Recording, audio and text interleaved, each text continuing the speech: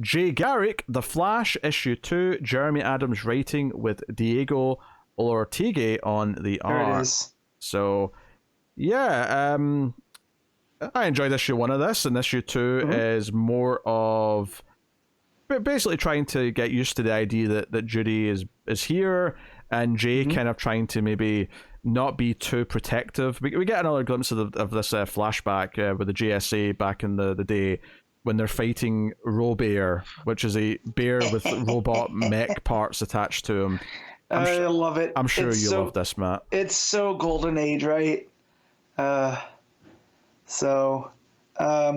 yeah, I also like that we, as they're fighting, Jay's not there, and so we get to see kind of the dynamics of the Justice Society at the time, where you have Spectre, you have Jay Garrick hanging out with Spectre, and then when they need him for, his speed, Alan Scott gives out the call, and here Jay comes. Like, I thought that was all a lot of fun. It made for a fun action sequence. Yeah. And then the bear, after he fights the bear a bit, there's a great 2-page layout where it's like 4 very long horizontal panels going across the 2 pages, where Jay speeds in and then does the tornado arms behind him, and then the JSA come running in. It looks really good, nice sequential art. But they see a logo that says the ISA on it, and then the bear seemingly disappears into thin air, and then it cuts to present day. Judy's getting a physical in Detroit to see if she's all right, and it's like the doctor says, yeah, she's completely fine, she's healthy, she's going to live up a normal life and be whatever.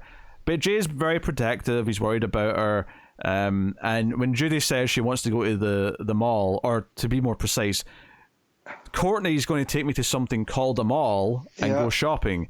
Jay doesn't like the idea, but immediately Joan is like, no, on you go, be back whenever, before dinner. And Jay tries to intervene, and she's like, shut up, sit down, and give her her space. Let her go be a girl and grow. She's tough, she's smart, she'll be fine. And Jay's just sort of like slouched, yes dear. It gave me a chuckle. Yeah. Well, there's that, and then him, like, it's probably only been 10 seconds, right? Yes. But the fidgeting that he's doing, that Joan's like, all right, go take a look, but don't interact with her. Don't let her know you're there. Yeah. Well, that's not on the same page though. That's like after we see them briefly. There's like a second page where Joan says, all right, fine, go and check on her at a distance, but don't let her see you. So there is at least a break between those two moments.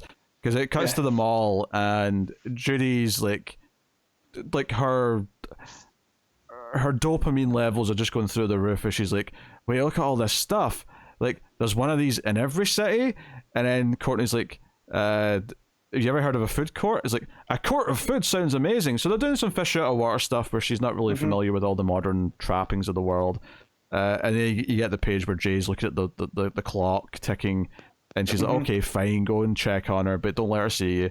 And Judy is just stuffing her face like a speedster. Because as we know, their calorie intake needs to be high. So she's stuffing her face with burgers, with pizza. Just everything. All my favorite foods. Just all the garbage. Dear. But then Robear shows up in the mall in present day. And dives at them, and Jay jumps in. Judy's pissed that he's there because she wanted space, but they start fighting Robear. Big action scene in the mall, lots of speed lines. Eventually, Jay gives her a baseball bat and says, hey, you were a good swinger if I remember correctly.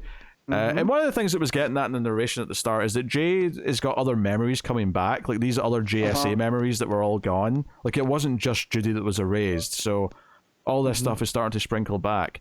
With what's it, Doctor? They hint at the villain. Yes, he was in the last issue. Yeah, him, Robear, this mission with the ISA. A lot of stuff's been blanked out. Because of Judy. Robear disappears again, and seemingly there's like a green cube of sorts that's floating where he was right after he. That appears, and then it kind of like Does it stab him? I'm actually struggling to tell in the second last panel. It's like let me open this one. It's all these green bars. I thought it made him disappear again, but now I'm looking at it.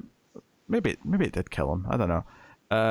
But yeah, so it's basically like what's going on here. Some things from his past are showing up again, and seemingly want her. Like because he came after the Judy, he came after the daughter. So yeah, that seems to be the goal here.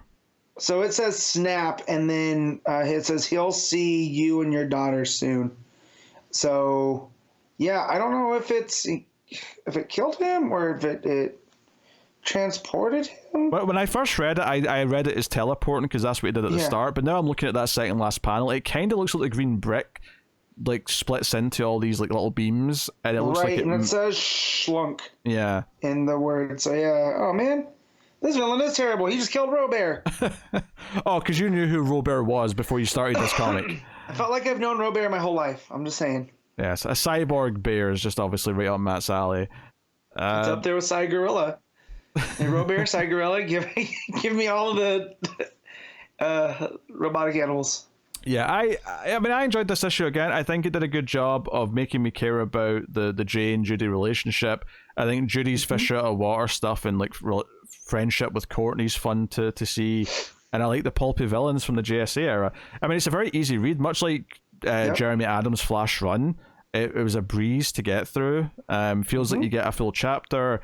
But it's also not like an issue of Tom King's Wonder Woman where you're getting like in-depth like themes to discuss and all that. It's just a really fun little romp of a comic book. Yeah, but the themes it is hitting on about, being a protective parent and, trying to do right? All that stuff still lands in a, despite all the goofy and kind of silliness. So, but no, I really, really like this. Like, it read real quick too.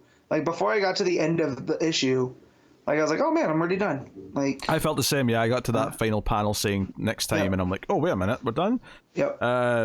So, what are you rating Jay Garrick, The Flash, issue 2? I'm gonna give this an 8.5. I really liked it. Whoa, I wasn't expecting it to go that high. I think for me it's more a 7.5. I think it's good. It's not quite doing enough like meaty stuff to feel great, but I really enjoyed reading it, and I'm digging to see more of this relationship form between the father and daughter. So, and the pulpy villains are always a plus.